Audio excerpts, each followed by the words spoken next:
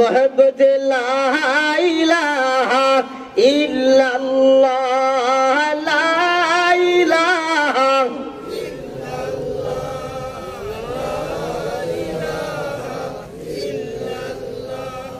আর দেরি নাই সারিয়া দে দুনিয়াদারি মন তোমায় ডাক দিয়েছে কবরের বাড়ি জোরে কোন মারহাবা আর দেরি নাই সারিয়া দে দুনিয়াদারি মন তোমায় ডাক দিয়েছে কবরের বাড়ি ও তোর উপায় কি উপর দিকে চাহিয়া দেখবা বাঁশের চাঙ্গারি একটু ভেবে দেখি রে মন তুই কেমনে দিবি পারি আর দেরি নাই সারিয়া দে দুনিয়াদারি লা ইলাহা মোহব্বত লা ইলাহা ইল্লাল্লাহ লা ইলাহা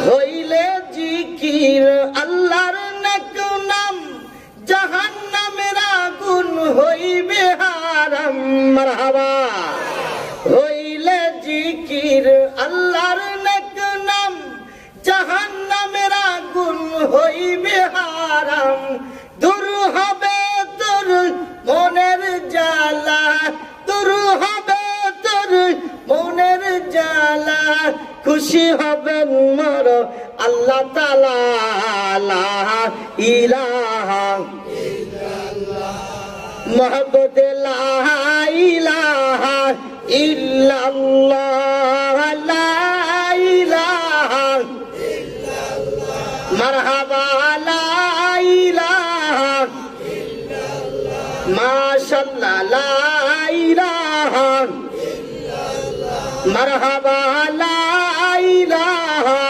ইল্লাল্লাহ ভাইজান বহু দূরে মদিনা আমরা কেমনে যাব জানি না দয়ার আল্লাহ দয়া করো নাও গো সোনার মদিনা লা ইলাহা ইল্লাল্লাহ লা ইলাহা ইল্লাল্লাহ মোহব্বত লা ইলাহা ইল্লাল্লাহ লা ইলাহা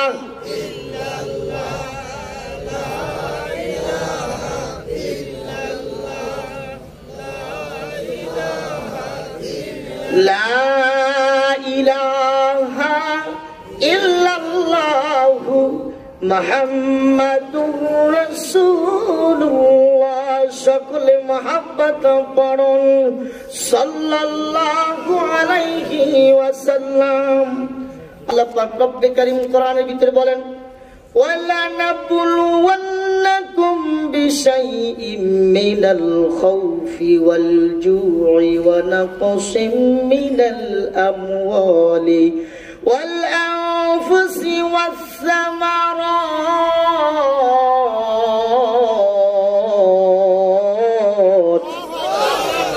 ওয়া বাশশিরিস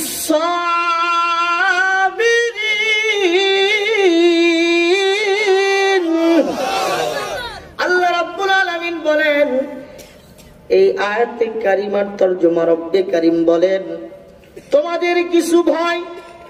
তোমাদের কিছু ভয় ক্ষুধা এবং ধন সম্পদ জীবন ও ফল ফসলের ক্ষয়ক্ষতি দ্বারা অবশ্যই পরীক্ষা আমি আল্লাহ পাক করব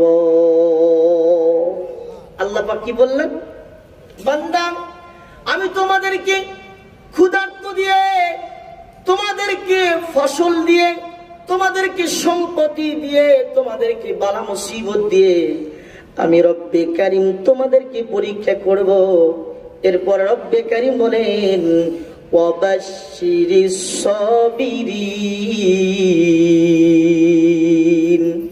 যারা নাকি আমার হুকুমগুলো আমার কষ্টদায়গুলো যখন বান্দাকে দিব বান্দা যখন সুন্দর করে সেগুলো ধৈর্য আঁকড়ে করে ধৈর্য ধারণ করে আমি আল্লাহ পাকের ইবাদত করবে, গোলামি করবে, আমি আল্লাহ পাক ওই সবুরকারীদের সঙ্গে থাকবো।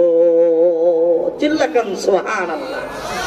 বলুন তো আল্লাহ পাক বালা মুসিবত দেয় কি দেয় না? জোরে কোন? অসুখ দেয় কি দেয় না? অর্থ সম্পদ কারো বেশি কারো কম আছে না নাই? জোরে কোন? আমাদের এই বিনায়ক বানিয়াগাতির ভিতরে এমন ব্যক্তি আছে, তার দেখা যায় কমপক্ষে 100 থেকে 190 বিঘে জমি আছে কি নাই? জোরে কোন? আবার তালাশ করতে দেখবেন এমনও গরিব আছে, তার বাড়ির ভিটাটা পর্যন্ত নাই। এরকম লোক আছে না নাই? জোরে কোন? আল্লাহ পাক এটাই তো পরীক্ষা করার জন্য মানুষকে আল্লাহ পাক জানিয়ে দিলেন, এ দুনিয়াবাসী, আমি আল্লাহ পাক রব্বে কারীম তোমাদেরকে পরীক্ষিত করব, তোমাদেরকে জান দিয়ে, মাল দিয়ে, সম্পত্তি দিয়ে আমি আল্লাহ পাক তোমাদেরকে পরীক্ষা করব। শুধু তাই নয়, খুব ভালো করে বুঝবেন। বলুন তো আল্লাহর পয়গম্বর হযরত আদম পয়গম্বর থেকে নিয়ে শেষ মুহূর্ত পর্যন্ত আখিরি জামানার পয়গম্বর, এতগুলো পয়গম্বর ছিল, কোন পয়গম্বর কালেমার দাওয়াত দিয়েছে কি দেয় নাই? জোরে কোন? এই কালেমার দাওয়াত দিয়ে নবীগণ কষ্ট করেছে কি করে নাই? জোরে কোন? কালেমার দাওয়াত দিতে নবীগণ সাহাবায়ে কেরামগণ কষ্ট করেছে, জীবন দিয়েছে। জোরে কোন? দিয়েছে কি দেয় নাই? সুখ করেছে কি করে নাই? জোরে কোন? আল্লাহ পাক কষ্টও দিয়েছে, আল্লাহ পাক শান্তিও দিয়েছে। জোরে কোন না সুবহানাল্লাহ। কি জন্য শান্তি দিয়েছে? যারা মুমিন, যারা মুত্তাকিন, দ্বীনের জন্য, ইসলামের জন্য যারা জীবন দিবে, তারা মরবে তো আল্লাহ পাক সরাসরি তাদের জন্য জান্নাত বাজেট করেছে। জোরে কোন না সুবহানাল্লাহ। এই দুনিয়ার মুসলমান শুধু মানুষকে, আমাদেরকে নয়, নবীগণকে আল্লাহ পাক পরীক্ষা করেছে। আপনারা বলতে পারেন, অনেকেই জানেন, হযরতে ইব্রাহিম পয়গম্বরকে আল্লাহ পাক আগুনের ভিতরে দিয়ে পরীক্ষা করেছে। করেছে কি করে নাই? জোরে বলেন, কথা বলতে হবে। করেছে কি করে নাই? হযরতে ইদ্রিস পয়গম্বরকে আল্লাহ পাক সরাসরি দুনিয়া থেকে আসমানে নিয়ে গেছে। জোরে কান নিছে কি নাই? নাই। এ মুসলমান, হযরত জাকারিয়া রাদিয়াল্লাহু তাআলা আনহুকে করাত দিয়ে কাটা হয়েছে। যখন হয়েছে কি হয় নাই? এমন এমন পয়গম্বরকে আল্লাহ পাক কষ্ট দিয়েছে, এর কারণ মাত্র আল্লাহ পাক দুনিয়াতে পাঠিয়ে দিয়েছে পরীক্ষা করার জন্য। কিসের জন্য? জোরে বলেন, কিসের জন্য? পরীক্ষা করার জন্য রব্বে কারীম আল্লাহ পাক দুনিয়ার ভিতরে আমাদেরকে পাঠিয়ে দিয়েছে। আল্লাহ পাক রব্বে কারীম ইব্রাহিম পয়গম্বরকে পরীক্ষা করেছেন কতবার? কিতাবের ভিতরে আসছে, হযরত ইব্রাহিম পয়গম্বর একটাই মাত্র অপরাধ ছিল, কোরআনের কথা বলতো, ইসলামের দাওয়াত দিত, বলতো লা ইলাহা ইল্লাল্লাহু মুহাম্মাদুর রাসূলুল্লাহ। সকলেই মুহাব্বতে বলুন সাল্লাল্লাহু আলাইহি ওয়াসাল্লাম। হযরত ইব্রাহিম পয়গম্বর খুব মনোযোগ সহকারে শুনবেন। হযরত ইব্রাহিম পয়গম্বর তার উম্মতদেরকে বলতো, তোমরা কার ইবাদত করো, কার গোলামি করো, কার দাসত্ব করো? আল্লাহ পাক তো নিজে বলেছেন, ওমা খালাকুতুল জিন্না ওয়াল ইনসা ইল্লা লিয়াবুদুন। আমি আল্লাহ পাক রব্বে কারীম বান্দাকে বানাইছি, জিন এবং ইনসানকে বানাইছি আমার ইবাদত করার জন্য, আমার গোলামি করার জন্য, আমার দাসত্ব করার জন্য। চিল্লা কন্না সুবহানাল্লাহ। এই দুনিয়ার মুসলমান খুব ভালো করে বুঝবেন, ইব্রাহিম পয়গম্বর তার উম্মতদেরকে দাওয়াত দেয়, পড়ো লা ইলাহা, এটা বারবার দাওয়াত দিতেন, লা ইলাহা ইল্লাল্লাহ, নাই নাই আল্লাহ ছাড়া পৃথিবীর কেউ নাই। চিল্লাকান ঠিক না? না ঠিক? আল্লাহ ছাড়া কেউ আসেনি। জোরে কোন? আমাদের ভিতরে এমন লোক আছে, ও মুসলমান, আল্লাহকে চেনে না, রাসূলকে চেনে না, বাবার দরবারে যা বিড়ি খাই। জোরে কোন? খাই কি খাই না?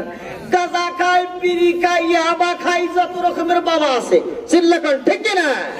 এ মুসলমান খুব ভালো করে বুঝবেন, হযরত ইব্রাহিম পয়গম্বর একটাই মাত্র অন্যায় ছিল, তিনি দাওয়াত দিতেন, আল্লাহর দিকে আহ্বান করতেন, তোমরা পড়ো লা ইলাহা ইল্লাল্লাহু মুহাম্মাদুর মুহাম্মাদুর রাসূলুল্লাহ। বারবার দাওয়াত দিতেন, কিন্তু কাফিররা নমরুদ কি করলেন জানেন? নমরুদ বারবার তারা মূর্তি পূজা গুলো করে। কি করে? জোরে কোন? মূর্তি পূজা করে। এ মুসলমান, ইব্রাহিম পয়গম্বর বারবার যখন বললেন তোমরা এই মূর্তি পূজা গুলো ছেড়ে দাও, ছেড়ে দিয়ে এক আল্লাহর ইবাদত করো, গোলামি করো, দাসত্ব করো, এরকম যখন বলতে লাগলাম, ইব্রাহিম পয়গম্বরের কথা শুনে না শোনার কারণে কাফিরেরা যখন বলে, জোরে বলুন তো, আমাদের এই অঞ্চল দিয়া মেলা হয় কি হয় না? জোরে কোন? সাধারণ একটা মাহফিল, এই মাহফিলের জন্য মাহফিলের ভিতরে কয়জন বসে আছেন? বাজারের ভিতরে মেলার ভিতরে যা দেখেন শত শত মানুষ ভিড় জমাইয়া রয়েছে। জোরে কোন? ঠিক না ঠিক? এ মুসলমান, 28শে ডিসেম্বর প্রোগ্রাম করতে গেলাম নাটোরে। আমি যা দেখি মাহফিলের লোক আর কয়জন। আহারে, ওই নাটোরের ভিতরে দেখলাম এমন কোন জিনিস নাই যে মেলায় ওঠে নাই। বড় বড় মাছ, গোস্ত, মিষ্টি, বিভিন্ন রকমের মালামাল উঠেছে। আমি মহতামি সাহেবকে জিজ্ঞাসা করলাম, হুজুর কি ব্যাপার? এখানে তো শ্বশুর বাড়িতে আসলে অনেক কিছু কেনা লাগে, কোথাও যেতে হবে না, মাহফিলের পাশে যে মেলা দেখা যাচ্ছে, কত রকমের হরেক রকমের মিষ্টি পাওয়া যায়, মাছ পাওয়া যায়, গোস্ত পাওয়া যায়। এ মুসলমান, শত শত মেলা আছে না নাই? জোরে কোন?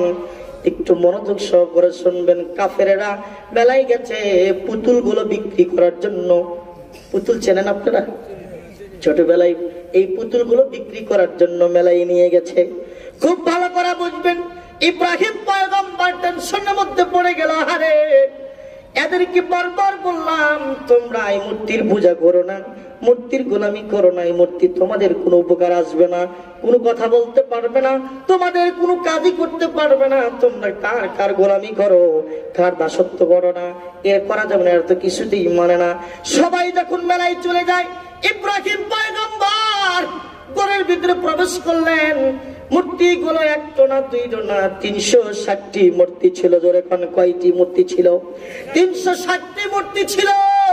ইব্রাহিম পয়গম্বর 360টি মূর্তি গুলো কুড়াল নিয়া, কারো হাত নাই, কারো পা নাই, কারো মাথা নাই, কেটে কেটে ঘরের ভিতরে ফালাইয়া দিল। একটা বড় আকারের মূর্তিটা রেখে দিয়া শুধুমাত্র তার নাকটা ভেঙে তার ঘাড়ের সাথে কুড়ালটা জড়িয়ে লাগলো। খুব মনোযোগ সহকারে বুঝবেন। যখন প্রত্যেকটা মূর্তি গুলো ভাঙলেন, ভাঙ্গার পরে বড় একটা মূর্তিকে শুধুমাত্র নাক ভাঙ্গার পরে তার ঘাড়ের সাথে কুড়াল ভেজে ইব্রাহিম পয়গম্বর ঘর থেকে বের হয়ে চলে যায়।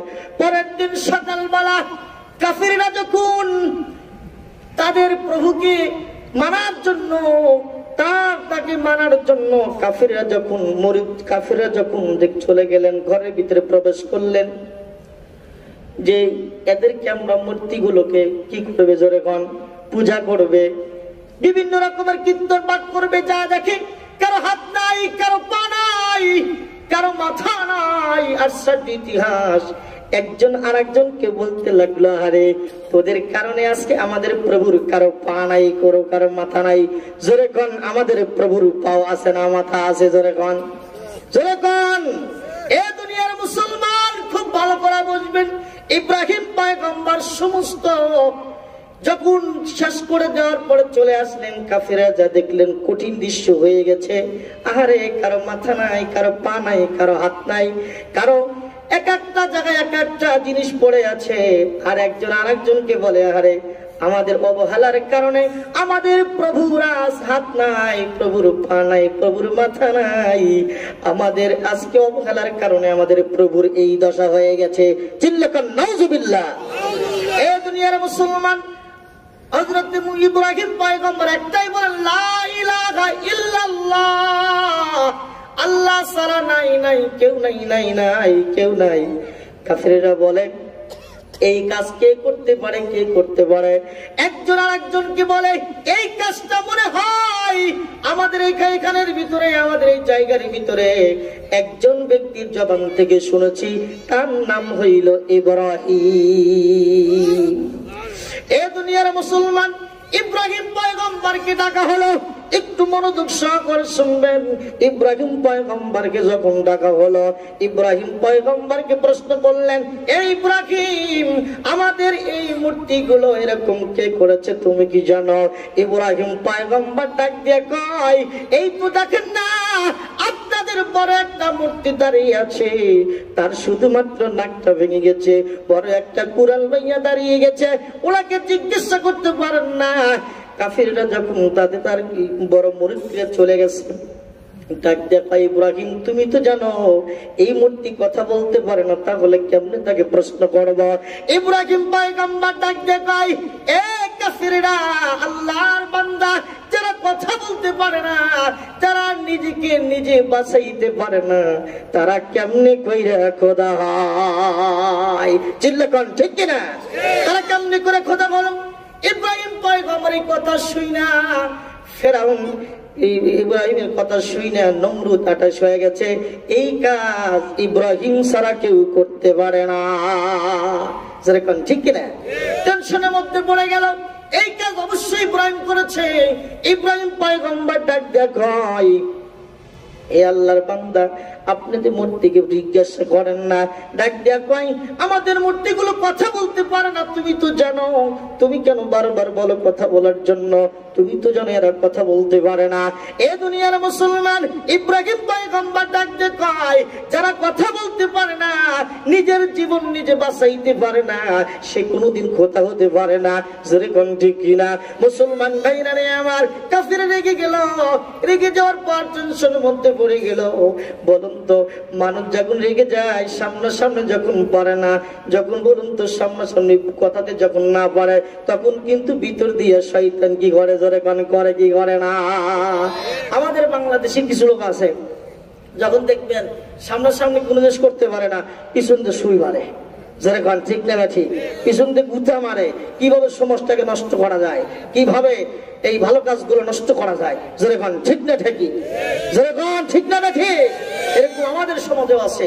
আবু জেহেল মার্কা, ফিরআউন মার্কা, নমরুদ মার্কা, এরকম বাংলার জমিনে কিয়ামত পর্যন্ত থাকবে। যারা গান ঠিক না ঠিক, এদেরকে চেনা আমাদের দরকার। যারা গান দরকার আছে কি নাই? এ দুনিয়ার মুসলমান খুব ভালো করে বুঝবেন, কাফেরদের জ্ঞান ছিল সীমিত। যারা মূর্তি পূজা করত, যারা মূর্তি পূজা করতে, এদের সীমিত ছিল জ্ঞান, এদের জ্ঞান খুব কম ছিল। টেনশনের মধ্যে পড়ে গেল, কেমনে কিভাবে ইব্রাহিমকে ধ্বংস করা যায়। একজন আর একজনকে বলতে লাগলেন। এমন সময় একজন বলে ফেললো, বাদশাজি, ইব্রাহিমকে আগুনের ভিতরে পুড়ে মেরে ফেলা হবে। নাউজুবিল্লাহ বলেন। ইব্রাহিম পয়গম্বরকে যখন আগুনে ফেলার জন্য সিদ্ধান্ত নিলেন, সিরিয়ায় থেকে 6 মাস পর্যন্ত লাকড়ি জোগানো হলো। জোরে কোন কয় মাস পর্যন্ত? 6 মাস পর্যন্ত লাকড়ি জোগানো হলো। 6 মাস পরে যখন লাকড়ি জোগানো হলো, লাকড়ি জোগানোর পরে বড় আকারে হয়ে গেল, পাহাড়ের মতো হয়ে গেল লাকড়ি গুলো, অনেক লাকড়ি হয়ে গেল। কিতাবের ভিতরে আসছে, এমন ভাবে আগুন ধরাইছে, ওই আগুনের উপর দিয়ে একটা পাখি পর্যন্ত যাওয়ার ক্ষমতা ছিল না। এমন বড় আকারে, বড় চা করে পাহাড়ের মতো আগুন জ্বালিয়ে দিলেন। 6 মাস পর্যন্ত লাকড়ি জোগানো হয়েছিল। খুব ভালো করে বুঝবেন, দীর্ঘদিন যখন লাকড়ি জোগানোর পর যখন আগুন ধরে দেওয়া হলো, দীর্ঘদিন পর্যন্ত আগুন জ্বলে, কিন্তু ইব্রাহিম পয়গম্বরকে আগুনের মাঝখানে রাখবে, কিন্তু কেউ তো আগুনের কাছে যাইতে পারে না। আগুনের কাছে গেলে গ্রাস করে, ভয় পায়, তাপে সহ্য হয় না। কেমনি করে ইব্রাহিম পয়গম্বরকে আগুনের ভিতরে রাখা যায়, এই সিদ্ধান্ত নিলেন। এক একজন এক এক রকমের পলিটি করলেন। আমরা যে বাড়িতে খেরের পালা দিই, যাদের বড় বড় খেরের পালা দিই, চরক বানাই কি বানাই না? জোরে কোন?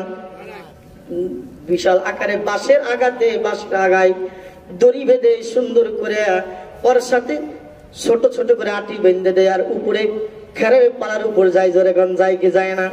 চরক বানানো হলো। ইব্রাহিম পয়গম্বরকে চরকের আগার হাত বেঁধে, পা বেঁধে সুন্দর করে আগুনের ভিতরে যখন মাঝখানে রাখবে, কোথায় রাখবে জোরে কোন? আগুনের ভিতরে ইব্রাহিম পয়গম্বরকে রেখে দিলেন। মানুষের যখন রাগ হয়, আল গাদাবু ইয়াকুল আকল, মানুষ যখন রেগে যায় তখন মানুষ ভালো কাজটাই করতে গিয়া মন্দ হয়ে যায়। জোরে কোন ঠিক না ঠিক? করবে ভালো কাজ কিন্তু রাগের মাথায় ভালো কাজটাই মন্দ হয়ে যায়। জোরে কোন হয় কি হয় না? কাফেরেরা রাগ করে ইব্রাহিম পয়গম্বরকে আগুনের ভিতরে যখন ফালাবে, তার হাত দুটো বাঁধা হলো, পা বাঁধা হলো, ইব্রাহিম পয়গম্বরকে আগুনের ভিতরে চড়ক নিয়ে আগুনের মাঝখানে রেখে দিল। মুসলমান খুব ভালো করে বুঝবেন, আল্লাহ রাব্বুল আলামিন আগুনকে ডাক দেবার, আগুন বলে, এ আল্লাহর পয়গম্বর ইব্রাহিম, আপনি আমাকে বলুন, আমরা আপনার জন্য নিরাপদ হয়ে যাব। মারহাবা জোরে কোন। দেখেন আগুন কি কয়, আগুন ডাক দিয়ে কয়, ইব্রাহিম, এ আল্লাহর পয়গম্বর ইব্রাহিম, আপনি বলুন না, আপনার জন্য আমরা নিরাপদ হয়ে যাব। জোরে কোন না মারহাবা। ইব্রাহিম পয়গম্বর ডাক দিয়ে কয়, আগুন রে, এ আগুন, আমি যে আগুনে পুড়ে মারা যাব, আমি যে এমন ব্যক্তির ইবাদত করি না যে মওলা আমারে দেখবে না। আমি যে আগুনে পুড়ে মারা যাব, আমার মালিককে আমারে দেখবে না। আমি এমন মালিকের ইবাদত করি না যে মওলা আমারে দেখে না। সুবহানাল্লাহ কয়। ইব্রাহিম পয়গম্বর ডাক দিয়ে কয়, আগুন, আমার মালিক যদি আমি আগুনে পুড়ে মারা যাব, আমার মালিক দেখে যদি সন্তুষ্টি হয়, আগুনটা তুই জেনে রাখ, একবার না দুইবার নয়, আমি ইব্রাহিম পয়গম্বর আল্লাহর জন্য 1000 বার আগুনের মধ্যে পড়তে রাজি। জোরে কন্যা সুবহানাল্লাহ। মুসলমান ভাইরা নে আমার, ইব্রাহিম পয়গম্বর আগুনের ভিতরে যখন আগুনকে বললো, আল্লাহ পাক রব্বুল আলামিন ডাক দিয়ে কয়, يا نار كوني بردا وسلاما على إبراهيم। আল্লাহ পাক আগুনকে ডাক দিয়ে কয়, আগুন, ইব্রাহিম পয়গম্বর জন্য ঠান্ডা হয়ে যাও, শীতল হয়ে যাও। এ মুসলমান, আল্লাহ রাব্বুল আলামিন ইব্রাহিম পয়গম্বরের নাম ধরে কেন বললেন? আল্লাহ রাব্বুল আলামিন যদি বলতো আগুনটা ঠান্ডা হয়ে যাও, নিরাপদ হয়ে যাও, এই কথা বলা যদি বলতো, আগুন ঠান্ডা হয়ে যাইতো, আমাদের আগুনের দরকার আছে কি নাই? জোরে কোন। এ মুসলমান, আগুন পানি ছাড়া কিন্তু মানুষ চলবে না। জোরে কোন ঠিক নেবে ঠিক বললাম। এই জন্য আল্লাহ পাক রব্বুল আলামিন ডাকতে কয়, এ আগুন, ইব্রাহিম পয়গম্বরের জন্য ঠান্ডা হয়ে যাও, নিরাপদ হয়ে যাও। এমন ঠান্ডা হয়েও না যেই ঠান্ডা হলে আমার ইব্রাহিম পয়গম্বরের কষ্ট হবে। এমন গরম হয় না যেই গরম হলে আমার ইব্রাহিম পয়গম্বরের কষ্ট লাগবে। এ মুসলমান ভাইরা আমার, আমি আপনাদেরকে জানাইতে চাই, বলুন তো আগুনের ক্ষমতা আছে কি নাই? জোরে গণ। এ মুসলমান, আগুনের কোনো ক্ষমতা নাই, পানির কোনো ক্ষমতা নাই, ক্ষমতা হলো আমার আল্লাহর। সিল্লা কন্যা মারহাবা। মহব্বতে লা ইলাহা ইল্লাল্লাহ, মহব্বতে লা ইলাহা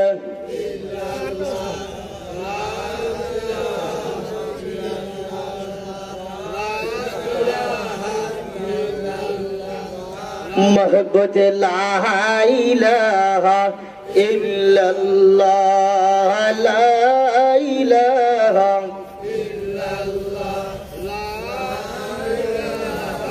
لا إله إلا الله محمد رسول الله সকল মহব্বত বরং সাল্লাল্লাহু আলাইহি ওয়াসাল্লাম।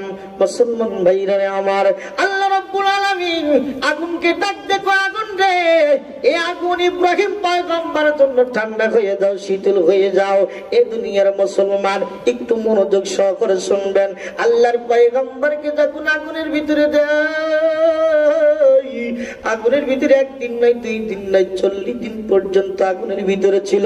জোরে কোন, জবান খুলে কোন, কয়দিন ছিল? এ মুসলমান, আমার বাণী জায়গাতে মা বোনেরা, আমার যুবক ভাইরা ভালো করে জেনে রাখো, আগুনে কোনো ক্ষমতা নাই, ক্ষমতা হলো আমার আল্লাহর। জোরে কন্যা সুবহানাল্লাহ। মুসলমান ভাইরা রে আমার, হযরত ইব্রাহিম পয়গম্বর আগুনের ভিতরে 40 দিন পর্যন্ত ছিল। এই দুনিয়ার মুসলমান ভালো করে জেনে রাখবা, ইব্রাহিম পয়গম্বর যখন আগুনের ভিতরে 40 দিন ছিল, আল্লাহ পাক রব্বুল আলামিন ইব্রাহিম পয়গম্বরের জন্য সুন্দর জান্নাতি পোশাকের ব্যবস্থা করে দিলে। জোরে কন্যা সুবহানাল্লাহ। শুধু তাই নয়, ইব্রাহিম পয়গম্বরকে আল্লাহ পাক জান্নাতের খানার ব্যবস্থা করে দিলে। জোরে কন্যা সুবহানাল্লাহ। এ মুসলমান, শুধু তাই নয়, আল্লাহ পাক রব্বুল আলামিন ইব্রাহিম পয়গম্বরের জন্য আল্লাহ পাক সর্বোচ্চ জান্নাতের জন্য আল্লাহ পাক ব্যবস্থা করে দিলে। জোরে কন্যা সুবহানাল্লাহ। এ দুনিয়ার মুসলমান, একদিন না 2 দিন নয়, ইব্রাহিম পয়গম্বর 40 দিন পর্যন্ত আগুনের ভিতরে ছিল। কাফিররা টেনশনের মধ্যে পড়ে গেল। আরে ইব্রাহিম হয়তো এখন ছায়া দেখাই যাবে, ইব্রাহিম পয়গম্বর দেখা যাবে না, হয়তো তার হাড্ডি পর্যন্ত ছায়ের সাথে মিশ্রিত হয়ে গেছে।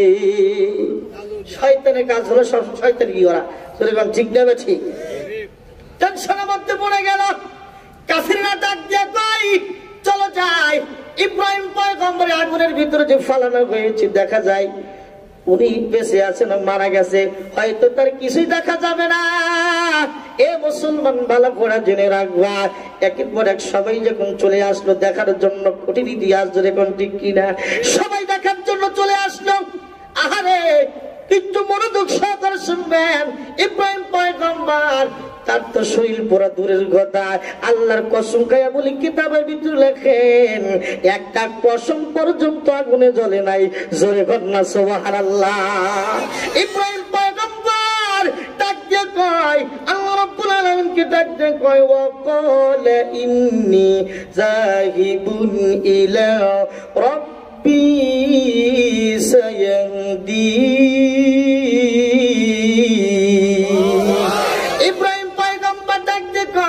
আমি আমার আল্লাহর দিকে চললাম, তিনি আমাকে অবশ্যই সৎ পথে পরিচালিত করবেন। সুবহানাল্লাহ। জোরে কোন। আমি আপনিও যদি আল্লাহর নামে সৎ পথে চলি, আমাকে আপনাকে হেফাজত করবে কে? জোরে কোন। সেই আল্লাহ আছে কি নাই? জোরে কোন। ওই আল্লাহ তো এখনো আছে। এ মুসলমান, ইব্রাহিম পয়গম্বরের মতো ঈমান লাগবে। জোরে কোন। কার মতো ঈমান লাগবে? এখনো যদি ইব্রাহিম পয়গম্বরের মতো ঈমান যদি আমার আপনার হয়, আগুনের ভিতরে চাপ দিব, জীবন চলে যাবে, এরপরে কিছু হবে না। কিছু করার মালিককে জবান খুলে ঘর। মুসলমান ভাইরা আমার, 40 দিন পর্যন্ত যখন আগুনের ভিতরে ছিল, কাফিররা দেখার জন্য মগ্ন হয়ে গেল, সকলেই চলে আসলেন। আহারে, ইব্রাহিম হয়তো আর কিছুই দেখা যাবে না। ইব্রাহিম পয়গম্বর আগুনের মাঝখান থেকে উঠে চলে আসছে, ডাক দিয়ে কয়, তোমরা বলো লা ইলাহা ইল্লাল্লাহু মুহাম্মাদুর রাসূলুল্লাহ। এ মুসলমান, ওই মুহূর্তে শত শত মানুষ তার মধ্যে হাত ধরে কালিমা পড়ে মুসলমান হয়। মুসলমান বাবাজিরা আমার, যার কপালে হেদায়েত নাই, সারা রাত ধরে ওয়াজ করলে হেদায়েত আসবে না। জোরে কোন ঠিক কিনা? এমন একটা দৃশ্য দেখে নমরুদের কিন্তু হেদায়েত আল্লাহ পাক কপালে রাখে না। জোরে কোন ঠিক কিনা?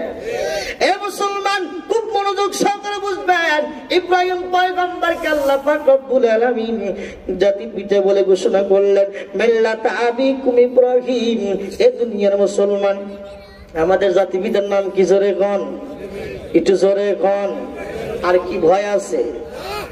হ্যাঁ, আর খিচুড়ি আদম নিতে হবে না। জোরে কোন ঠিক কিনা? আর যাই খিচুড়ি হবে না। আমাদের জাতি পিতার নাম কি? চিল্লাকন, চিল্লাকন। আমি একটা প্রোগ্রামে বগুড়ায় গিয়েছিলাম, ওখানে এক বিএনপি লোক আলোচনা করতেছে, আমাকে বসা রেখে। সিরাজ এমপির লোক বলতেছে, এক ব্যক্তি বলতে বলতে বলতেছে, দেখেন বাংলাদেশে অন্যান্য রাষ্ট্রে প্রধানমন্ত্রী প্রেসিডেন্ট যারা ছিলেন, এত বড় একটা কাজ করতে পারে নাই যা বাংলাদেশের প্রেসিডেন্ট করেছে। খুব ভালো করে বুঝবেন। আমি 28 কি কাজ করছে এমন জানি। খুব মনোযোগ সহকারে শুনতেছি কথাগুলো। উনি বলতেছেন, বাংলাদেশের ভিতরে যতগুলো রাষ্ট্র আছে, প্রত্যেকটা রাষ্ট্রের প্রেসিডেন্ট আছে। যেরকম আছে কি নাই? কোন একটা প্রেসিডেন্ট তার বাবা, তার দাদা, তার দাদি কোনজনকে জাতির পিতা বলে ঘোষণা করতে সাহস পায় নাই, যেটা বাংলাদেশে রাজনীতি মার্কা একদম কি মার্কা স্যার আপনারাই কন, কি মার্কা? নৌকা মার্কা যা বলছে তার বাবা হলো জাতির পিতা। নাউজুবিল্লাহ জোরে কন। উনি এই কথা বলল, জনগণ সবাই তাকিয়ে রয়েছে, এত সুন্দর কথা বলছে যে বাংলাদেশে ছোট্ট একটা রাষ্ট্র, মুসলিম রাষ্ট্র, এই রাষ্ট্রের ভিতরে নেতৃত্ব দেওয়ার মালিককে জোরে কন, নেতৃত্ব সিনেমার মালিককে, সবকিছুর মালিক হলো আল্লাহ। বলেন তো নবীর সাথে কোন মানুষকে তুলনা করা যাবে? জোরে কন, তুলনা করা যাবে? যেটা বাংলাদেশের স্বৈরাচারী মহিলা করেছিল। চিল্লা কন, জোরে কন, ঠিক না ঠিক? আজ বাংলাদেশে এত ওয়াজ তাফসীর কোরআন মাহফিল, আগে আজ থেকে 2 বছর আগের কথাই বলি, 1 বছর আগের কথাই, এই মাহফিল করতে গেলে পারমিশন লাগতো। জোরে কন, লাগতো কি লাগতো না? পারমিশন করা লাগতো। এখনো বর্তমানে আবার মনে করেন না, আমাদের বক্তা একজন বলে গেছে, আলোচক খুব ভালো আলহামদুলিল্লাহ, কিন্তু ওয়াজের ভিতরে বলছে এক দল খেয়েছে আর এক দল খাওয়ার জন্য তৈরি আছে। এই কথা বলতে দেরি ফেসবুক কাঁপতেছে। যেরকম ঠিক না ঠিক? এক একজন এক এক রকমের মন্তব্য করতেছে। চিল্লাকান ঠিক না ঠিক? এ মুসলমান, বাংলার জমিনে কোরআনকে প্রতিষ্ঠিত করতে চাইলে কোরআনকেই সাপোর্ট করতে হবে। যেরকম ঠিক না ঠিক? বাংলার জমিনে যদি ওয়াজ করি আমরা, এই ওয়াজ দিয়ে মসজিদে মুসল্লি পাওয়া খুব কঠিন। ওয়াজ তো প্রতিদিন চলছে। আমি ছোট মানুষ, তাও সপ্তাহে আমার 3টা-4টা প্রোগ্রাম আছে, 3টা 2টা 4টা আছেই প্রত্যেক সপ্তাহ, মাঝে মাঝে গ্যাপ থাকে। এত মাহফিল, এরপরে মসজিদে ইমাম সাহেবরা বলে হুজুর ওয়াজ তো খুব চলছে কিন্তু মসজিদে মুসল্লি খুঁজে পাওয়া যাচ্ছে না। আমি একটা কথা বলে চাই, এ বাংলার মুসলমান, যদি মসজিদে মুসল্লি পাওয়া দরকার হয় লাগে, মসজিদে যদি আমরা নামাজ পড়তে চাই, এটা আমাদেরকে 1 নম্বরে কোরআন সুন্নাহ এবং বাংলাদেশের সর্বোচ্চ জায়গা, যেই জায়গাতে আইন পাস হয় সংসদ, সেই সংসদে আইন পাস করতে হবে। আগামীকাল থেকে যেই ব্যক্তি নামাজ ছেড়ে দিবে, নামাজ পড়বে না, বেপরদা করবে, ঘুষ খাবে, সুদ খাবে, এদেরকে 6 বছরের জেল, 1 লক্ষ টাকা জরিমানা। চিল্লাকান ঠিক না বাজে? আগামীকাল থেকে বাংলাদেশের মুসলমান নামাজ পড়তে বাধ্য, যাকাত দিতে বাধ্য, মহিলারা পর্দা থাকালে ব্যস্ত। যেরকম ঠিক না ঠিক? কিন্তু আমরা তো শুধু ওয়াজ করে যাচ্ছি, কিন্তু এটা বাস্তব হচ্ছে না। বাস্তব করার জন্য এটা কোরআনকে সাপোর্ট করতে হবে। যেরকম কোথায় কোরআনকে সাপোর্ট করতে হবে, আর কোরআন কোথায় থাকতে হবে? যেরকম কোরআন কোথায়? সংসদে। কোথায়? যেরকম সংসদে যদি শুধু কোরআন থাকে, আপনার মতো লোক গেলেও সংসদ ভালো চলবে। চিল্লাকান ঠিক না ঠিক? আপনার কথা অনুযায়ী সংসদ চলবে না, সংসদ চলবে আল্লাহর কোরআন দিয়ে। চিল্লাকান ঠিক না ঠিক? মুহাব্বতে লা ইলাহা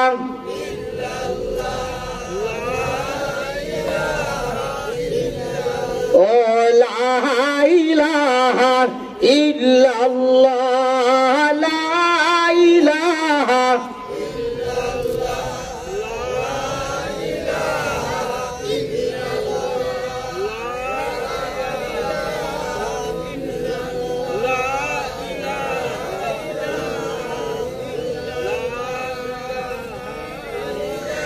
লা ইলাহা ইল্লাল্লাহ, লা ইলাহা। কবর হবে আসল বাড়ি, কবর শেষ ঠিকানা। আইসো একা যাইবা একা, সঙ্গে কেউ রইবে না। লা ইলাহা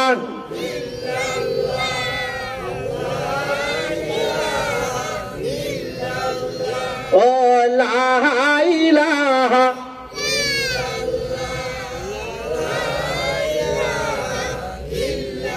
লা ইলাহা ইল্লাল্লাহু মুহাম্মাদুর রাসূলুল্লাহ সকলে মহাব্বত বরং সাল্লাল্লাহু আলাইহি ওয়াসাল্লাম।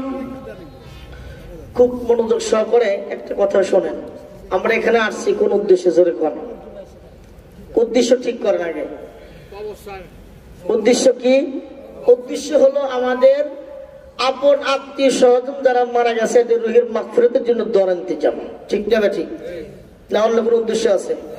যাদের মনের ভিতরে আছে হুজুরের কণ্ঠ শোনার জন্য আসছি এটা না, কিছু ইলমে দ্বীন শিক্ষা, কিছু কোরআন হাদিসের কথা শুনে আমল করব, কি বলেন? আর তাদের রুহের মাগফিরাতের জন্য দোয়া করব, আর বয়ান শুনে আমল করব। এক নম্বর কি? বয়ান শুনে আমল করব। এখন আসুন তো, আমলে কি কোনো কথা গেছে? এই আজওয়াজের ভিতরে কোনো কথা গেছে? জোরে কোন গেছে কি যায় নাই? গেছে। এক নম্বর আমল গেছে, সেটা হলো ইসলামের জন্য নবীগণ জীবন দিয়েছে। জোরে কোন দিয়েছে কি দেয় নাই? আমি আপনি কি জীবন দিছি? জোরে কোন জীবন দিছি। জীবন দেওয়া লাগবে না। আল্লাহ পাক অন্য জায়গায় বলে তোমার মাল দিয়ে আমি আল্লাহ পাক পরীক্ষা করব। কি দিয়ে? মাল দিয়ে। আমি তোমাদের অর্থ সম্পদ দিয়েছি, এই সম্পদ দিয়ে আমি আল্লাহ পাক তোমাদের পরীক্ষা করব। এই অর্থ সম্পদ তুমি কোন জায়গায় ব্যয় করো? হিসাব নিবে না? আল্লাহ পাক অর্থ সম্পদের হিসাব নিবে। প্রথমে আল্লাহ নামাজের হিসাব নিবে। কিসের হিসাব নিবে? জোরে কোন কিসের হিসাব নিবে? আল্লাহ পাক প্রথমে হিসাব নিবে নামাজের হিসাব, এরপরে নিবে আল্লাহ পাক অর্থের হিসাব, যাকাতের হিসাব। যাকাত কার? যার অর্থ আছে তাকে যাকাত। জোরে কোন ঠিক না? আমার যার টাকা নাই তাকে যাকাত নাই, যার টাকা আছে তার যাকাত আছে। ঠিক না? ঠিক। প্রথমে আল্লাহ কিসের হিসাব নিবে?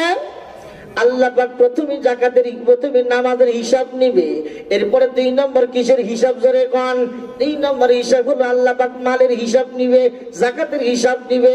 এখন আল্লাহ পাক যাদেরকে অর্থ সম্পদ দিচ্ছে, ও দুনিয়ার মুসলমান ভালো করে মনে রাখবেন, আল্লাহ পাক অর্থ সম্পদ আপনাকে আমাকে দিল কি জন্য দিছে? এই যে অর্থ সম্পদ গুলো কোন রাস্তায় ব্যয় করবা এর হুকুম আছে না নাই? এ মুসলমান ভালো করে মনে রাখবা, তোমার 100 বিঘা সম্পত্তি আছে, থাকতে পারে, কোটি কোটি টাকা পয়সা থাকতে পারে, কিন্তু আল্লাহ পাক যাকে কবুল করবে ওই ব্যক্তি আল্লাহ রাস্তার জন্য দিতে পারবে। জোরে কোন ঠিক না ঠিক? একটু মিশাল দিয়ে ভালো করে বুঝে রাখবেন। আল্লাহর এক বান্দা অত্যন্ত ধনী মানুষ, ধনাঢ্য ব্যক্তি, মারা গেছে। স্বপ্নে দেখে, বুজুর্গ ব্যক্তি স্বপ্নে দেখে, আহারে হুজুর আমি একজন অসহায় ব্যক্তি, দুনিয়ার ভিতরে আমার একটা মাত্র সন্তান আছে, দুনিয়ার ভিতরে আমার একটা কন্যা সন্তান আছে। খুব ভালো করে বুঝবেন। ইমাম সাহেব হুজুর স্বপ্নে দেখে, হুজুর আমার দুনিয়ার ভিতরে কেউ নাই, শুধুমাত্র একটা কন্যা সন্তান আমি রেখে আসছি হুজুর, কিন্তু আমার কবরে কঠিন অবস্থা। হুজুর আপনি আমার মেয়েটাকে বলবেন, আমার মেয়েটা যেন আমার কবরের জন্য, আমার রুহের জন্য, আমার সওয়াবের জন্য, আমার সন্তান, আমার কন্যা যেন আমার কবরের আযাবের জন্য যেন কিছু দান করে। কি করে? কিছু যেন দান করে। একটু মনোযোগ সহকারে শুনবেন।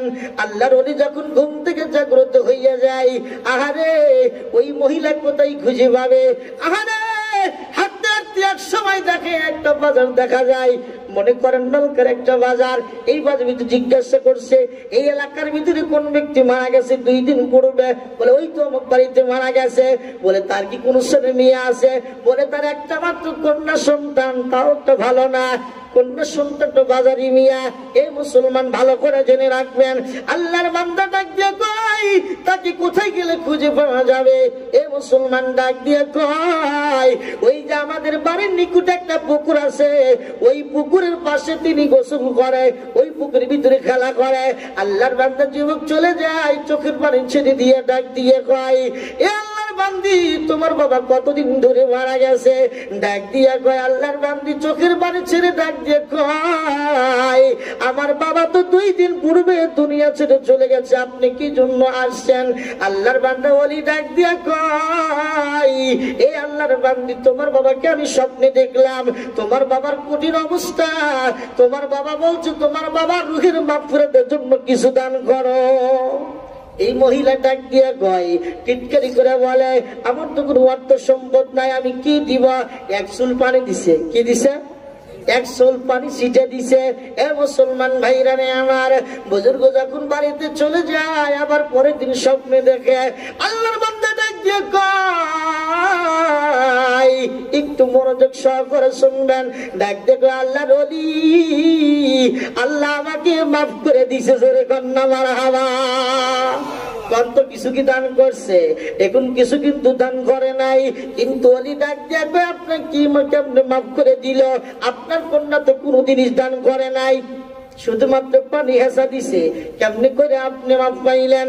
ডাক দিয়ে আল্লাহর ওলি, আপনি তো জানেন না, আমার কন্যা যখন আপনাকে যে কোনো কৌশল অবলম্বন করে পানি ছিটা দিছে, বুখারী শরীফের ভিতরে আসছে, আল্লাহর বান্দি যখন পানি ছিটা দেয়, পানি ছিটা দেওয়ার কারণে একটা ছোট আল্লাহর মাখলুক, তার নাম হইল পিপিলিকা, একটা ছোট মাখলুক যখন ওই নিকট দিয়ে যায়, আল্লাহর বান্দি পানি যখন হেসা দেয়, আল্লাহর ওই মাখলুক পানির জন্য ছটফট করে কলিজা মোড়াই ফেটে যাবে, মারা যাবে। এমন সময় আল্লাহর বান্দি এক কাচ্চা পরিমাণ পানি তার মুখের উপর ভরে যায়, আল্লাহর ওই মাখলুক সুস্থ হয়ে আল্লাহ পাকের নিয়ামত শুকরিয়া আদায় করে, কয় আলহামদুলিল্লাহ। আল্লাহর বান্দারা ডাক দিয়া কয়, এ আল্লাহর ওলি, আল্লাহ পাক রব্বুল আলামিন এই ছোট্ট আমলের কারণে আমাকে আল্লাহ পাক মাফ করে দিয়েছে। জোরে কন্যা সুবহানাল্লাহ। এখন বলুন তো, আমার আপনার বাবা কার কার বাবা নাই? হাত তুলি আল্লাহকে একটু দেখেন। লিল্লাহে তাকবীর। আরে আল্লাহ, আপনি তাকায়া দেখেন না, এখানে ও সকলের তো বাবা নাই, কয়েকজন বাদ দিয়া কি কর হাত নামান। আরে আমাদের অনেকের তো বাবা নাই, আমি দেখতে চাই